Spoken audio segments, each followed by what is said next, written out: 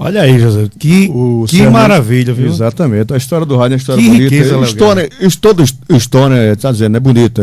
A gente questiona essa questão assim. E o Hernando é pai de Nando Fernandes. Isso, pai do nosso amigo Nando. Nando Fernandes. E ele de onde vem o amor do rádio? Começou pelo rádio de Nando. Por isso que o Nando é doido por rádio. Todo dia diz que sai, mas nunca sai. Interessante, você citou aí pessoas como que foi homenageado no Tribuna do Povo, nosso amigo Pedoca. Isso. Né? Pedoca que foi assim um dos primeiros locutores que eu acompanhava. Por quê? Quando eu fui criado até meus 11, 12 anos no Rio de Janeiro, né? Então, quando nós retornamos à Paraíba, eu e meu irmão, padre Adriano, na época não era padre, lógico, e nós tínhamos um banquinho na feira, né? Nós trabalhávamos no sábado na feira.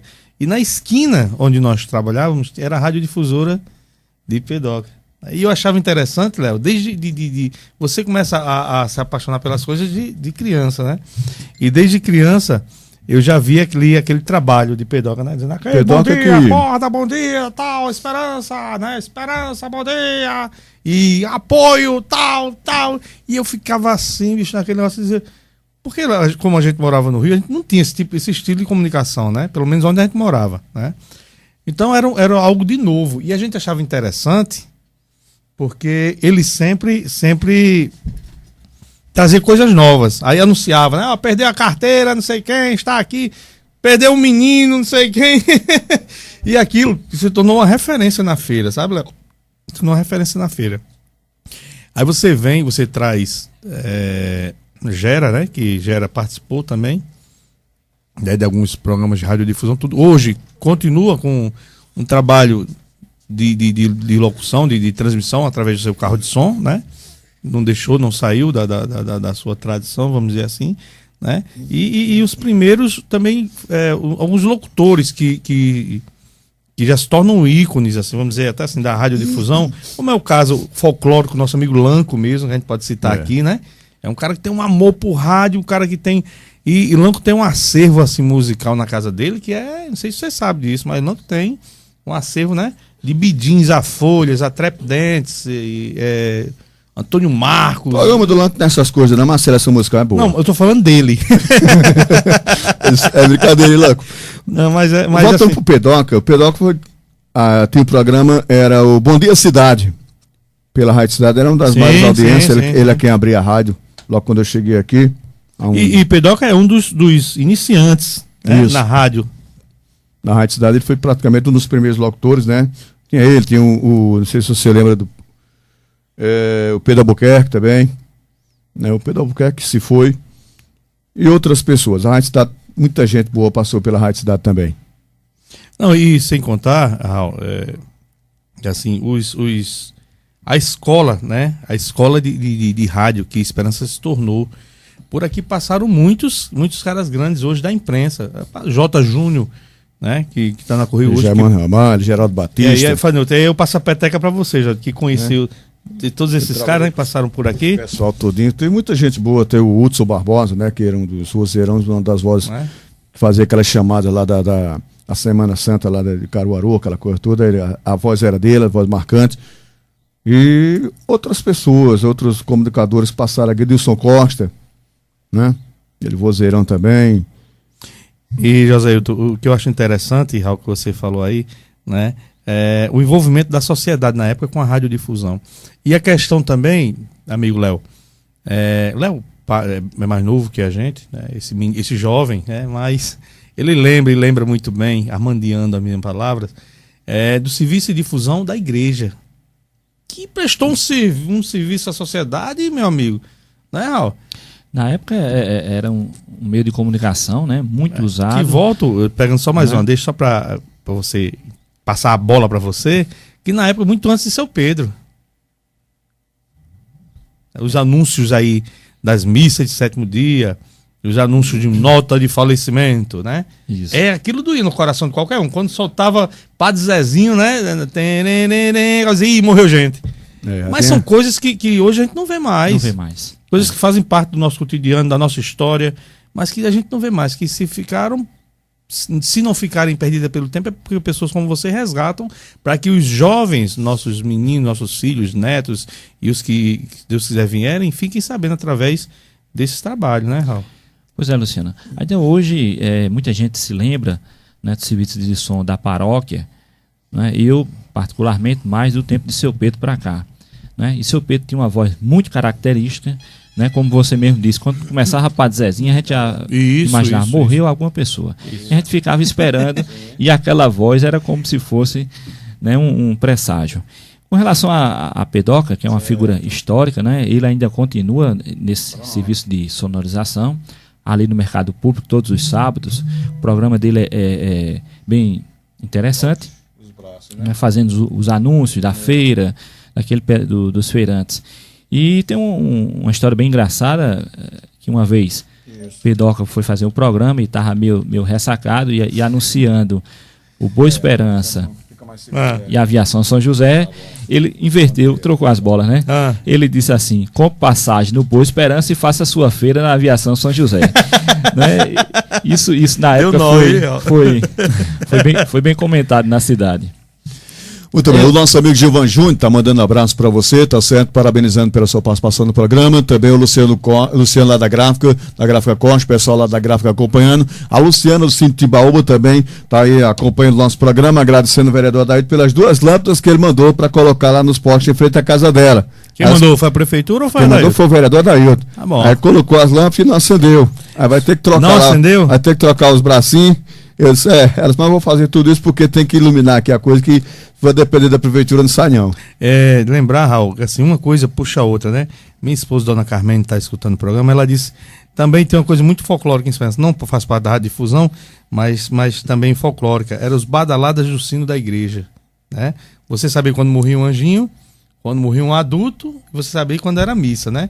Eram 3 badaladas diferentes. Então são coisas folclóricas, Léo. Que hoje coloca um CD, um disco lá, um CD, que não é a mesma coisa, né? Não. Coisas que eram naturais, assim, folclórica mesmo, que é interessante, que mexia. Eu lembro uma certa vez, onde teve uma greve em Esperança, e dessa greve demorou muito, né? E na época o prefeito municipal, não lembro quem era, eu não vou citar quem era, mas na época o prefeito municipal não deu aumento e tal, e forçou os professores a voltar, senão ia demitir todo mundo. Agora isso faz muitos anos, viu, gente? Não é de agora, não. E foi usado o serviço de radiodifusão da igreja por jovens que na época faziam um jornal Novo Tempo, também não vou citar aqui, porque não cabe, e reivindicando que a população, que os alunos e os professores não voltassem à aula, só voltassem quando fossem dar. Quer dizer, usaram a radiodifusão da igreja, né, com o aval, lógico, com o apoio do padre Ribamar, que era padre Ribamar na época, e dizendo, olha, não voltem porque a greve e tal, naquele tempo que o Novo Tempo, né, o jornal era formado por jovens aqui em Esperança, que participaram aí de muitos movimentos. Então, coisas da radiodifusão que fazem parte da nossa história, né, Raul? Pois bem, o sino da igreja, né, ele caiu, né? Isso, mas eu era coroinha nessa época. Eles guardaram o sino da igreja, parece que ele está só com um rachão lá. Não, quando ele caiu, aí Padre Patrício e Bernard conseguiram que viessem fazer soldarem lá em cima mesmo, porque não tinha condição de sair com, né, um sino daquele. Já foi trabalho levar ele lá para cima. Aí ele já recebeu os repiques, que chamavam os repiques, ele quebrado, foi o pequeno, eram 2, o grande e o pequeno. Eu sei porque, não é idade não, viu, gente, é porque eu fui coroinha e foi na época que a gente era coroinha. Luciano, agradecer os ouvintes, em especial o Gilvan Júnior e o Luciano, lá da Gráfica, né? Luciano, que foi meu colega aqui, nós estudamos juntos. E lembrando de Luciano, eu lembrei também que no Colégio Estadual também tinha um serviço de sonorização. Tinha um serviço de som, né? Onde nos intervalos das aulas, né, se ouvia música e se dava algumas notas, né? E tudo isso faz parte da história de Esperança, né? Uma das pessoas que eu me recordo que trabalharam no Colégio Estadual nesse serviço de som foi o vereador e hoje presidente da Câmara, Amazan. Né? Na época, nós fazíamos parte do Grêmio Estudantil, né? E ele dava esse apoio lá no serviço de som que funcionava ali do auditório. Né? O auditório tem 2 quartinhos, né? Um à direita e um à esquerda. E o da esquerda era onde funcionava o serviço de som. Né? Uma radiolazinha, umas caixinhas de som e um microfone, uma coisa bem simples, mas que na época funcionava a contento. E deixa eu lhe passar uma informação. Quem foi o precursor desse trabalho no Colégio Estadual foi o Centro Cívico. Antes, Grêmio, não é isso, Léo? Né? Antes de Grêmio chamava Centro Cívico. E o nosso querido saudoso, que era incansável, era inquieto, né? E participava de tudo, nosso amigo Edinaldo Salles, que foi presidente do Centro Cívico, né? E tinha esse serviço de radiodifusão, né? Quando eles faziam nos intervalos e tal. Então esse serviço foi acabado, né? Vamos dizer assim, pararam. Aí na volta, com muitos anos, retomaram essa história de Grêmio Livre estudantil. Então Laércio Vital, irmão de Claudionor Vital, foi presidente do Grêmio Livre estudantil e retomou, foi aí onde foi retomado a questão do Laércio Ventão. Aquela venta dele não é que não arrancaram a venta do rapaz ainda. Eu tenho umas histórias daquela venta, qualquer dia eu conto aqui na rádio. Mas assim, Laércio, né, com apoio. Aí veio o apoio de Evaldo, Brasil, da galera que fazia o jornal Novo Tempo também, né? Mas assim, como é rica a história de esperança, né, Raul? Uma coisa, como você falou, puxa a outra. Lembrar do jornal Novo Tempo, né? Sim. Que foi um periódico assim que teve destaque na cidade. Inicialmente foi produzido, era mimeografado dentro da escola e chegou a ponto de ser distribuído também na cidade. A gente lembra de Marcelino, não é, Luciano André? Lembramos aqui do professor Alexandre, também participou. Professor Alexandre. Né? João do PT, né? Evaldo Brasil, tinha toda aquela... Claudionor Vital, hoje é advogado. Né? Que hoje é advogado. Nanô, que a gente chamava Nanô. Não é? Eu também cheguei a escrever alguma coisa para o jornalzinho também, tem poemas publicados no jornal Novo Tempo. Mas é isso, a história de esperança é muito rica, muito importante. E semanalmente a gente vai trazer. Vamos sim. Toda semana, toda sexta-feira, por volta das 7h30, um tema relacionado à história de esperança. Então é isso. Ok, mais uma vez agradecer, né, o nosso companheiro Raul por essa participação aqui no nosso programa. Com certeza essa parceria vai ficar firmada aí.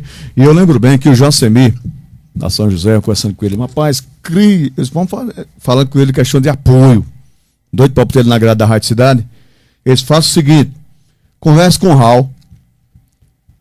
Ele tem muita coisa de história e esperança para a gente divulgar apoio Viação São José. Você grave com ele alguma coisa e traga para eu ver. Eu vou gravar esse negócio. Eu falei, agora quer ver se ele vai fazer um patrocínio com a gente, né? Então ele sempre falava nessa questão aí, que ele gosta muito de mexer. Quando eu vou lá, eu converso muito com ele e ele fala muito, resgata o passado de esperança, o que tinha. Está tudo esquecido, esse negócio de Silvino Olavo, essas coisas. Isso tem que estar vivo na memória, né, da juventude, dos esperancenses de hoje. Enfim, vamos criar um quadro nesse sentido. E ele sempre incentivava nessa parte aí, ó. Só fazendo um adendo, Luciano André, Léo Guerra e José Belarmino, nesses dias eu vou trazer um fato muito interessante, curioso, que pouca gente conhece. É o seguinte: a trilha sonora de novela. Sim. Trilha sonora de novela, que antigamente as novelas na televisão, e quem iniciou isso foi a TV Record, elas não tinham trilha sonora. Aí um esperancense, e eu vou trazer essa história aqui para vocês, foi quem criou o primeiro disco, os primeiros temas de trilha sonora. E essa importância da trilha sonora, ela vincula o próprio personagem, né? Quando a gente escuta uma música, de repente a gente se lembra do personagem, né? E pouca gente sabe, mas foi um esperancense, tá vendo, que idealizou, criou e fez o primeiro disco de trilha sonora para a televisão brasileira. Eu vou trazer oportunamente essa história para esse quadro Esperança na História. Interessante, né? Porque, segundo meus pais, sempre contam, principalmente meu pai, no cinema Seu Titico já tinha, né? Já tinha trilha sonora, né? Aí uma coisa interessante, Joséito, que meu pai conta, é que o cinema Seu Titico tinha dois lados, né? Quem tinha dinheiro assistia pela frente.